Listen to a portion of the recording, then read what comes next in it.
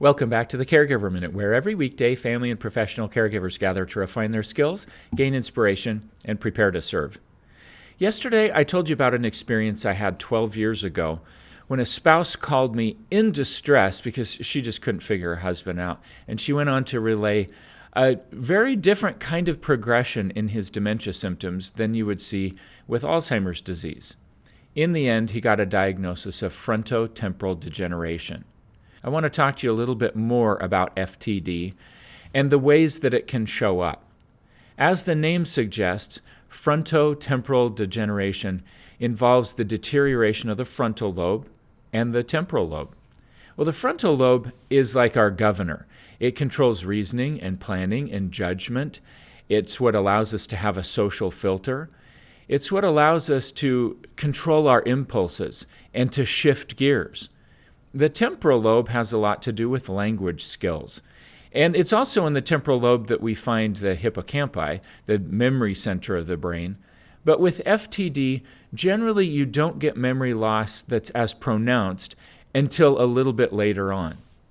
Now, there are two major subsets of FTD, and there's a whole lot of other stuff that goes with it that we're not even going to get into. But in general, FTD shows up as primary progressive aphasia, or it shows up as behavioral variant FTD. Now, the gentleman that I talked about yesterday kind of had some behavioral variant FTD. His personality shifted. He became really rude. He became abrasive. He started having these wild, inflated ideas. Let me give you another experience to illustrate what behavioral variant FTD looks like. These are people who become hyperoral, meaning they put a lot of stuff in their mouth. They often become hypersexual. And I realize a lot of what we talk about here on the Caregiver Minute is debunking things that are labeled as inappropriate sexual behavior, and they really aren't. But when it comes to behavioral variant FTD, oftentimes things are overtly sexual, and it really is inappropriate. It's stemming from the fact that people don't have as much of a frontal lobe as they should have, and they're not reining in those impulses very well anymore. Oftentimes, people with behavioral variant FTD have a pretty decent memory. They just don't have good judgment at all. About 15 years ago, a man whose wife was diagnosed with behavioral variant FTD called me, and he said, "I need professional help. I can no longer do this." And I could tell that there was a straw that had broken the camel's back. And I said, "Well, tell me more about your wife's situation." And he said, "Well, she remembers all kinds of stuff. She knows exactly who I am. She knows who the kids are. But her behavior is just out of control. For example, a few days ago, we went to a restaurant and we got seated in a booth. And as we were looking over the menu, my wife looked up across the room and she saw one of the servers, a man whom she thought was pretty attractive. And she started yelling very sexually explicit comments across the restaurant at this server.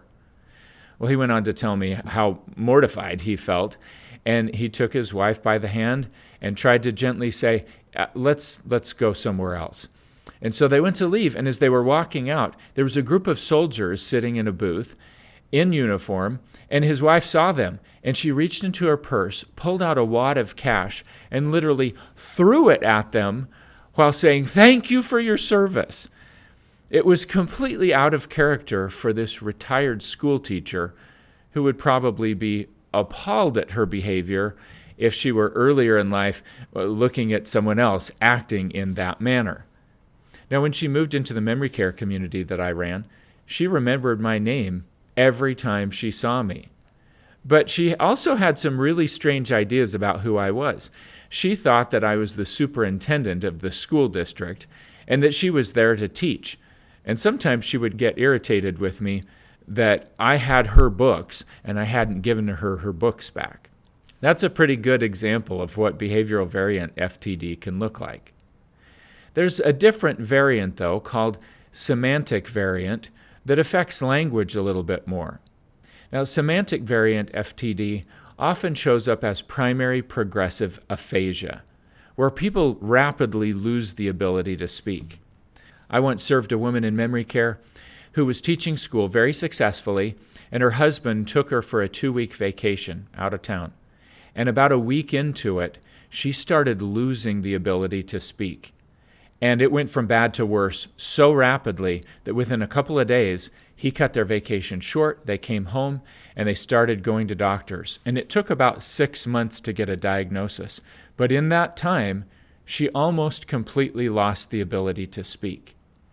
Now, she could say certain words, but there were a lot of other words that she couldn't say. And she couldn't string sentences together, at least not sentences that made any sense. The scary thing is she understood what she was hearing. She understood instructions. She was able to make sense of what was going on in the world around her, but she couldn't understand why she couldn't speak. Can you imagine how terrifying that would be? Now, over time, she lost the ability to understand the language that she was hearing. And I worked with her family to help them create sort of a picture dictionary so that this woman could point to the thing that she wanted, even though she couldn't express it verbally. That is a very different kind of dementia, certainly a lot more rare, but it's something to be aware of, especially if you're someone who works in a memory care community or skilled nursing or assisted living facility where you see kind of a parade of people coming through and lots of different things. I hope these examples help you understand just a little bit how fronto-temporal degeneration might show up, what some of those symptoms might look like, so that if you're serving someone that exhibits those types of symptoms, that you can dig a little bit deeper and learn just a bit more about it.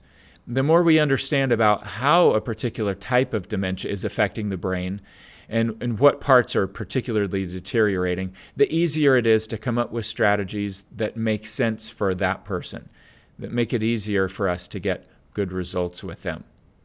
Well, thanks for watching, and I hope you'll come back tomorrow when we'll talk about Lewy body dementia.